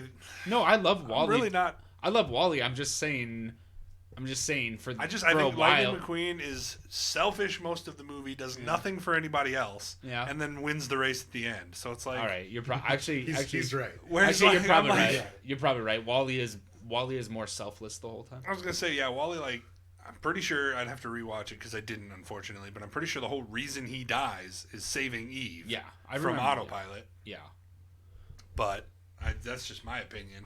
I think we do have to give support to Cars, though. Pretty much. All you have is pretty much Eve and Wall-E. I mean, he's got like a whole town. Yeah, basically. But remember that -1 point for Mater. That's true. So, but they still win even with that -1 point. No, I agree. Even with the eye gouge, you still get. I think Doc Hudson alone I like more than Eve. Yeah, because he's like the Sam Neill wise old man. And that cute Porsche. Cute Porsche. Was there any music in Wall-E? Yeah, like sing along stuff. Well, not sing along stuff, and there wasn't really any in Cars either. I didn't think so. There was some cool soundtracks though in Wall-E. I liked. Both have good scores, but I think Cars has "Life Is a Highway" for like the credit song. I was gonna say, like, does this one kind of just a draw then? I think that's a draw. Since there's not really a underlying defining song. Yeah, it's a draw. And that's kind of the case with these Pixar movies, is that usually they don't have any soundtracks, unfortunately. Yeah, unfortunately. Sequel quality. Cars got 2 sequels. Both are just not good. No. But can we give them 2 negative points, and then Wall-E that didn't get a sequel now wins? Yeah, I was about to say, does Wall-E win with no sequel? I think Wall-E wins with no sequels, dude. Oh man, I was at a tie before I came in here, but you're making me all biased dude, now. I'm here to say I was at a tie, straight tie. I'm here to say. This is okay. Yeah, are we ready? I don't know. Yeah, we're ready. I think so. Well, I don't think it's any surprise. I think you can call it a TKM. Yeah. Really? Oh. Yeah, well, you I watched 30 minutes of Wall. You guys kind of told me the rest of it, but I still think it's better than Cars because for some reason Cars just sucked for me. Like, you convinced me to break my tie, so yeah. I was going to say I wasn't expecting a TKM, but I am not upset about it because there's no universe, in my opinion, where Wall-E is worse than Cars. Like, there's just... it's like I said, I got a ways into it before me and Tyson like crashed and took a nap, and I was like, this is really good. I wish I would have finished it, but... Also, you reminded me how much I didn't like Lightning McQueen for most of the movie. Yeah, between like the worst character ever and like a really selfish protagonist. Like, yeah, exactly. It's almost difficult for me to like that movie. I did dislike Lightning McQueen for a while. Yeah. All right, then. Well, there you have it. We will eliminate Cars and allow Wall-E to move on to the next round. Wall-E. Wall-E. Eve. Oh, so cute. I know. So cute. So good. All right. Y'all know what time it is. Just one more time if you want to go to Twitch. Oh, yeah. Oh, no, you didn't. Did you already have it ready? What? Oh, no, you just Oh, deleted yeah, the other I picture. always have it ready. I always have it ready. Why did you have to do that? I hate you. Oh, brother. It's kind of hot, though. All right, so we get... That's your wife. Smashing. That's your wife's profile picture. Have her change it. Yeah, I'll send that. Yeah, have her change it to Norton Nigel. I'll send that link to her so she can change that picture to that. Yeah, fair enough. Here you go, on. Do your best to look like that at all times. Appreciate you. Appreciate you. Grow a mustache. All right, so now we'll jump into some sports before 20 questions here, and then we will call her a day. So, we would be foolish to not talk about the dominant performance that erupted out of Max Holloway last weekend. Holloway landed a UFC record 445 significant strikes in round 4. Holloway landed 141 significant strikes. That was round 4. That's what I said. Yep, round 4, breaking his own record for most landed in a single round, which was 134 in round 4 versus Brian Ortega back in 2018. Oh boy.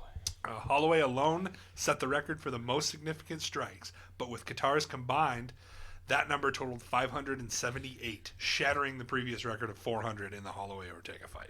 Jeez. Ridiculous. I am here to say this. The Diaz brothers are known for being volume punchers and punching a lot and wearing their opponents down. I think Max Holloway took that blueprint and then was like, hey, guess what? I'm 10 times better at this than both of you guys combined. He weaponizes pace. Like he really does. Pace is his weapon. And what's stupid about it is it used to be, like I said, rounds 3 through 5. Right. Where he used his pace as a weapon. And now he's doing it the whole fight. Did you see Y'all are done, bro. He was lighting him up in the first 20 seconds, and I'm like... I'm pointing at you over there, Volkanovski. You're done, bro. Your time's up. Your time is done. I'm here to say... Go to 55. I said this on Saturday, and I'll say it again now. Volkanovski was watching that fight and being like, oh, crap, dude. Yeah. I lost the last one. Yeah. He tweeted, and he goes, everybody knows if he stands in front of me, he's not landing that many strikes. Bullshit. Dude. He got off some good leg kicks in both of their fights, but still, if you get that version of Holloway one more time. I'll compliment Volkanovski quick. I think it's Holloway, Volkanovski up here, and I think there's a big gap between number 3. Levels. Like those two levels to the shit, bro. Those two are way above everyone else, in my opinion. Like people are like, oh, what about Zabit? And I'm like, come on, Qatar beat Zabit. even it's probably just the age, but even now there's a small gap between Jose Aldo and the top now. Right. Like I get that he did okay against Peter Yan for a little bit before he got decimated. Yeah. And then you got his performances against Holloway where he still hung in there with him and did okay until I think it was the second time they fought. He got beat in the 3rd round. But it's like even now it's like gap. Yeah, there's gaps. Yeah. Yeah. And why did they put Jose Aldo against Cheeto Vera? I knew that was a mismatch. Yeah, that was also a huge gap. Yeah. I'm like, what? I'm like, there's no way this is gonna be levels. But because it was the Cheeto show. It's because he beat O'Malley. It's because he had that miracle KO against O'Malley. Well, okay, so I watched this video and it was like the rise of McGregor, and it was like his 2nd or 3rd fight in the UFC, and they had him like moving up against crazy people, and he was winning. So they did the same thing, same like idea for Sugar Show, and then he lost. So now that's like the guy who beat him now has the hype train behind him, so you throw him in there against somebody with a name, which is what they did. But again, levels. Yeah, I personally think O'Malley would have done a lot better against Jose. Jose would probably win at this point, but I think O'Malley still has so much growth. I mean, one good, ankle kick. Yeah. O'Malley's pretty much done. It's that nerve that he's got behind his knee. Every time he gets hit, he goes dead leg. Yeah, and that sucks. That's a really bad weakness to have. It is. Right. for a great fighter. Excuse me, sir. How do I not get dead legged every time I get leg kicked? Well, you can't. Just cup that one leg like someone we know, Costa. Put on 30 pounds and put some muscle around it. Yeah, right? true. That's about all you can do. That's all you can do. Oh yeah, and then you put on 30 pounds and you jump up to where you don't want to be. So, right. Speaking of hype trains getting derailed, losing as well. Joaquin Buckley's hype train seemed to be derailed, straight up derailed. However, that development doesn't bother me because I'm still a huge fan of the guy. Yeah, he's great. Yeah.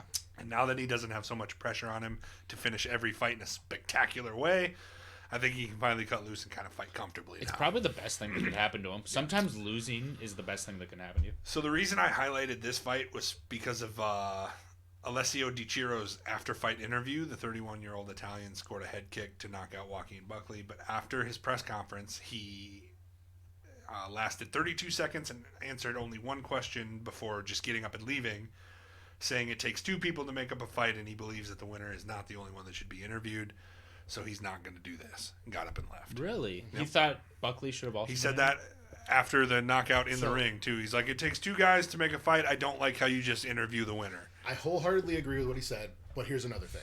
There was a big beef a while back.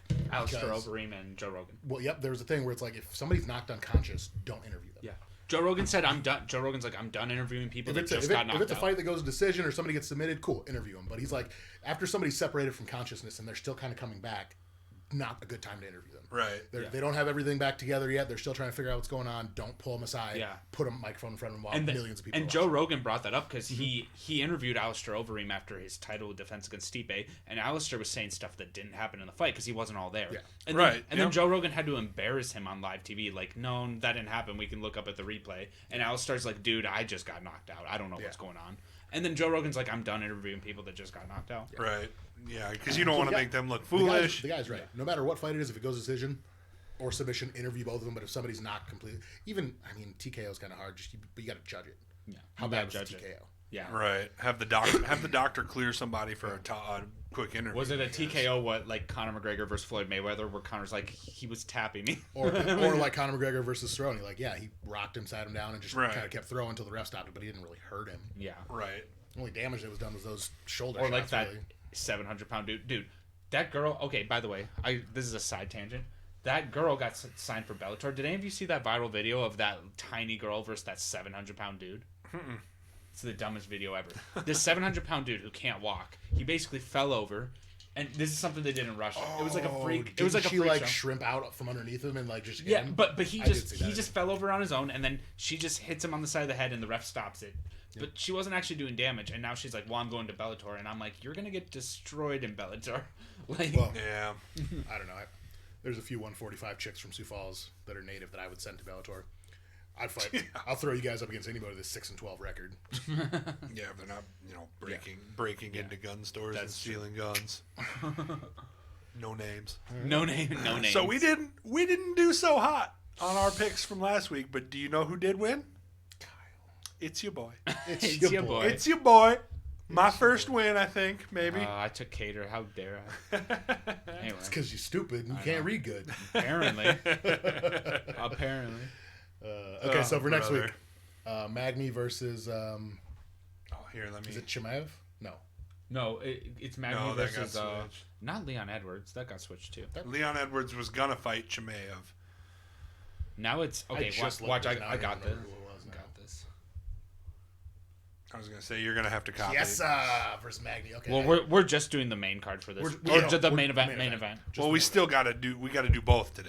Yeah. Remember, because the one's Saturday. Oh yeah, we gotta. But just for this one, we're doing the main event. Yeah, we'll just do the main fight for this one. You can put me down for Michael Maverick Chiesa any day. Oh, I'm taking Neil Magny. I'm taking Chiesa, bro. Okay. I'm gonna take Chiesa too. Okay. Chiesa's my dog. I don't like his style of fighting where he just rides people to the fence and then rear naked chokes them. But I'm just gonna do. First of all, yeah, you have to delete that for me. First, my laptop lost its connection to the internet. Why did it just do that to me? What's going on? So I'm just gonna actually do. So for this one, I'm just gonna do this. Yeah, if it's one fight. Is it Magny? It doesn't. That's fine. It doesn't matter how I spell it. We know. This one I'm gonna do an M, and then for this one we're doing a TK. And then now for next one, we will do. Let me pull it up here. Ooh, this is the big one, boys. This is such an awesome card, dude. I know. I mean, the top 3. After that, it gets a little. Yeah, I guess. But those top 3 are pretty good. Yeah. Well, actually, this one down here is kind of a title contendership That's fight. a sleeper fight. Yeah. But you have Roundtree on the undercard. But I would say just main card probably we're for doing picks. Yeah, of course. I mean, let's let it be known that all of us are going for Roundtree. Yeah. But Roundtree. while you're still doing that, let's start from the bottom. And I'm actually going to take Mariana. I like her experience. I like the fact that she's been to a couple draws, so she's been in a couple wars. True. So I'm gonna take her as my. That's not a bad thing to notice is the draws, because if you have a draw, that's. I look at people at 8-0 coming into the UFC or 10-0 coming into, like, you've never had a really hard fight. You're about to have a really hard fight. I see people with draws and I'm like, you've been there before. You know how to handle it. Right. I just know that both these people are killers, and this is almost a title consensus. Also, look at the height differential. Let's see it. I'm gonna go with. Yeah, I'll go with Rodriguez too. Every time we go for the height differential, the shorter guy wins. Though it's happened. These are girls, time. though. Yeah, true. It's happened. These are girls. That was so sexist. I'm gonna also go for Rodriguez.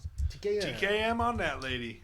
Beautiful. Now this one, I'm just gonna have to go for the undefeated guy because I don't know these guys very well. I really don't. No, one's 13-0. One is 8-1. This one's Ottman. Yeah, I'll go for the undefeated man myself as well. No disrespect to these two. I'm sure they're amazing, but I don't know them that well. Now, these two I do know pretty well. Just guy, yeah. And it has been said that Calderwood gets the title fight if she wins this. I'm sorry, I like Jessica as the gatekeeper for that division. Oh, really? You can't get past her, you can't get a title shot. And I like her right now. Okay, I might actually go with Calderwood. Just because I want to see Fresh Blood fight for that title, and I know she's I'll say Calderwood, too. I think she knows that she needs to beat. She does. You guys really want to hear that ugly accent on TV again? Yeah. Oh, no, Calderwood's accent. I have a mute button. I have a mute button. Her accent is thick. Here's where things get Hooker, interesting. Michael Chandler, baby. Here's where things get interesting. This is these last 4 guys. Okay, so these last 4 guys are all ranked in the top 5. I'm pretty sure. And even Michael Chandler, is he ranked yet? I don't know. Yeah, I think so. This is his debut, man. He should be ranked. He deserves to be ranked, but at the same time, it's kind of high. This is a tough. It's not tough for me, dude. Dan Hooker. You're going Dan Hooker? I'm going Dan Hooker. I thought you said you were going Michael Chandler the other day. What is it? City kickboxing in Australia all day. I don't know. I thought I heard Michael Chandler the other day. I like Michael Chandler, and I think he deserves a title shot. Dan Hooker's been in wars. Dan Hooker needs to be right there. Dan Hooker's top of the division. Dan Hooker's been he's just like Jessica. You're not going to beat Poirier. You're not going to beat Khabib. You're not going to beat Conor. You're the gatekeeper. Yeah, he is the gatekeeper. Him and Barbosa, him and Edson Barbosa. I'm actually going to say Michael Chandler. Okay. I'm actually going to go Michael Chandler as well. I think Michael Chandler was the champion of Bellator for a reason, and he was a champion for a long time. All right, boys. So is this a TKM for Dustin Poirier here? Yeah. Fuck out of here. Hey, here's what I'll say before we all disrespect. I'm just gonna put TKM. Thank you. Here's what I have to say before we all disrespect. If Dustin Poirier wins this, I wouldn't be surprised at all. Yeah, I'm the same way. I love Dustin wouldn't Poirier be like with my entire height. He is like my favorite fighter ever, but I am also just in love with Conor. Yeah. Sorry. And plus, I don't see anything changing this fight. Like, I think they both grown, but I think Conor grew more. Everyone's like, Dustin's gotten so much better. I think having a world-class level boxing camp to fight Mayweather put him above Poirier's boxing. Yeah. I think Poirier's key to win this fight is light kicks and possibly mixing it up on the ground. I think if it's a straight-up boxing match, Conor destroys him. Apparently, Conor's really good on the ground now. People are saying... I know he's been working on it, but you got to think his boxing is just... Yeah. When Max Holloway was like, I got the best boxer in the UFC, you know what Conor tweeted? LOL. LOL. And he is not wrong. Well, think about it. He's already beaten Dustin and Max. I mean, I don't... beat them good. People... And like you said, people can say all day, "Oh, but Dustin and Max have gotten so much better. So has Conor." I was gonna say, yeah, you're acting like Conor isn't also getting worlds better. Yeah. Like, did you see that dude put $18 million into a boxing camp? Yeah. You think his boxing's not better than yours right now? And let's not forget, he won 4 of the 10 rounds against possibly the best boxer to ever do it. Arguably the best boxer in the last 100 years. Yeah. Like, let's not pretend that wasn't really cool. There's boxers who are like, "Oh, Conor made such a mistake coming to boxing." I'm like, did he? Because that looked like a competitive boxing match. And it also looks like he has more money than you. You broke bitch. Shut up. I don't know. That's just me. A lion does not stress himself with the opinion of the sheep. Game of Thrones. Heard that. All right, It's boys. the Pokemon time, and I'm picking because I'm going to get us a Gen 1, guys. It's time for some Pokemon. Why don't you go ahead and pick 1 through 5? 3? 1, 2, 3. There's your Pokemon. You have chosen. Yeah, just tell us what it is. Go ahead. Tell us. We already did it. Oh, we did? Yeah. 1 through 5. What was it? Starmie. Oh. 3. You have repeats in there? How dare you? There are some repeats, yeah. Pete and repeat? Pete and repeat. Just make sure we didn't do him. I think we are good. All right. Fire, water. Yes. Wow. Hold on, give me 2 seconds. Saves us some. I was like, he just did a so I'm wondering we should ask if it's a dual type already. Yeah, right. Let me. What if it's an ice and water or something? That way, it can't be ice and water. I think Dugong is. Oh, really? I think so. I just want to get its Wikipedia up so I don't lead you guys astray. Don't have a All bunch right. of red stuff on it. Is it fire? No. Is it It's water? water. Okay. Is it a dual type? Yes. Should we go gens? Maybe? Go Gens. Is it Gen 1 or 2? Yes. Is it Gen 2? No, that's 5. So we're I used to Gen 1s being dual type. it's a Gen 1 dual type with water. What are all the dual types of water? Gen 1. So wait a second. Isn't you said Poliwag is like Gen 1, right? And it's a dual type, right? Oh, I guess technically it is. I don't know what Is it blue? No. Okay, wow. What is that? That's 6. 6. That's one of the main. Okay, what are the other dual water types? Is it also ice type? No. 7. We could ask more type. We could ask more types, I guess. What else could it be? If we get the second type, I'm gonna nail it. If it's Gen 1, Okay, so let's ask more types then. I'm just thinking of other types that it would. What would water mix with? Is it also psychic? Yes, that's 8. What are you thinking? Jinx. Oh, that's right. You had to tell me that Jinx was a water type, and I didn't believe you. I was like, no, it's not. Does it have long blonde hair? No. 9. It's not Jinx. It's not Jinx then. What evolution are we looking at? Is it a first evolution? Yep, that's 10. So it's water and psychic first. Oh, does it have a shell on its back? No. That's 11. Just thinking Lapras there for a second. Oh. Lapras isn't psychic, is it? I thought it knew a psychic move. Oh, you might be right.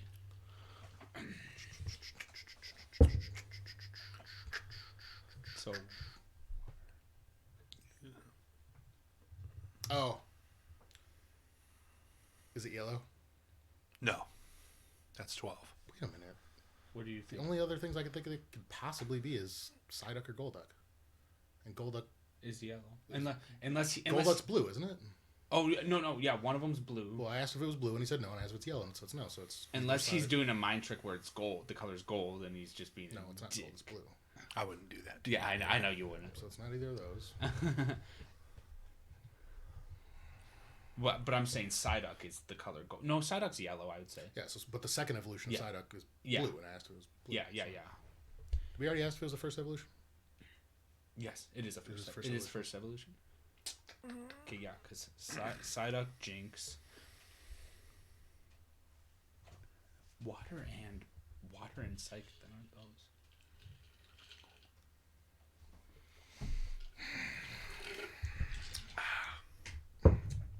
Oh.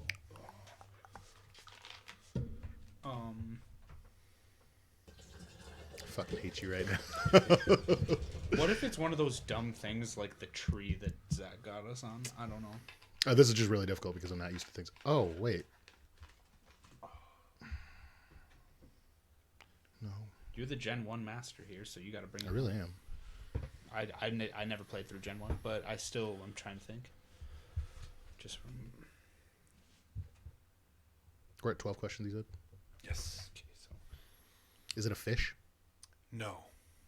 It's 13. water and psychic. I should stop thinking about water types and start thinking about the psychic types.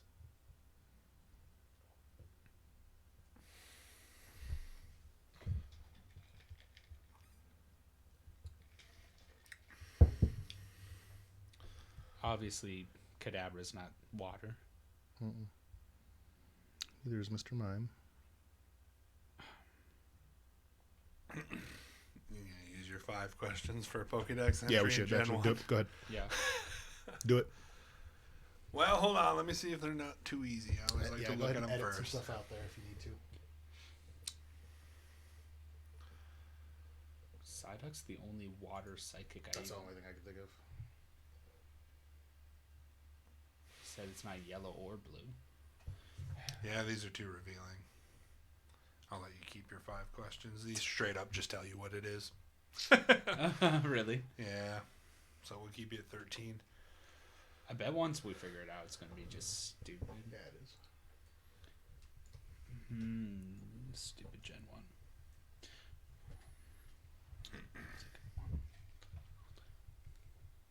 Dual type. Is it gold? No. I already cleared that with them. The yellow and gold are. Oh, okay. So that one doesn't count then? Fair enough. Mother fudge cake. It's not a fish. It's not Lapras. It's not Golduck, Psyduck. Running out of water types here. Wait, is Poliwag... I know Poliwag's blue, but what about... The evolutions are both blue too. Okay. Well, and it is first evolution. Because I I thought... think technically they would be water and fighting. Oh. I don't know why, but the circle on his chest made me think of Yeah. Psychic.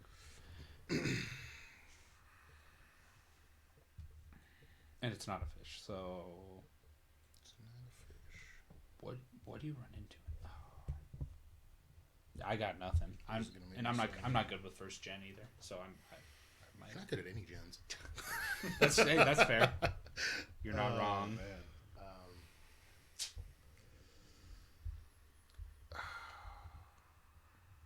Oh. It's a gen. Mike, check your phone. Not till after this. Even though I already tapped out, so... Yes. Wait, Gen 1, dual type. I'm just typing this out for Zach. Water. He's going to love it next week. When he can come in here and do it in like 3 questions and then just like look at Tanner. It wasn't so hard.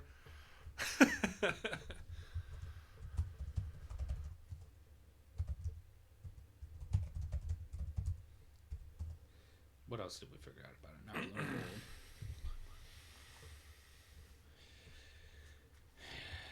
It's not. The fuck is Not this? Jinx or Psyduck probs. Mm-hmm.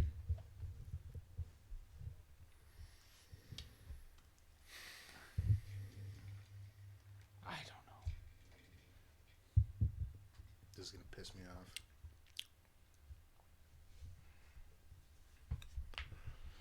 Kyle, why you gotta pick the dumb ones?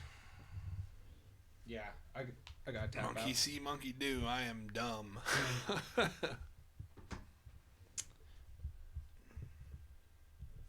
I can't guess anymore because I saw the.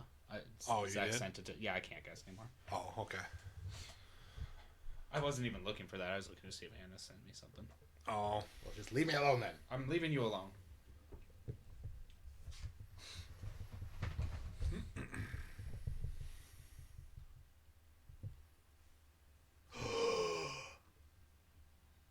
No, it's poison. Wait, does it have tentacles? no. That's 15. 4 questions and a guess left. That didn't give me anything away. I just said I'm so dumb.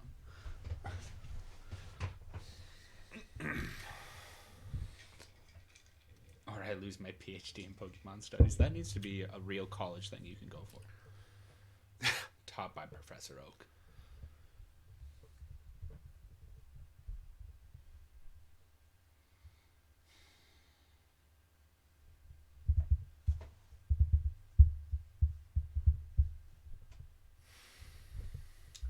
I've got nothing, dude. All right, if you want to sacrifice the rest of your questions, I'll give you the unedited Pokédex. Give me the unedited Pokédex. All right, but you're going to take the L. Fucking hate you. Well, I love you, so.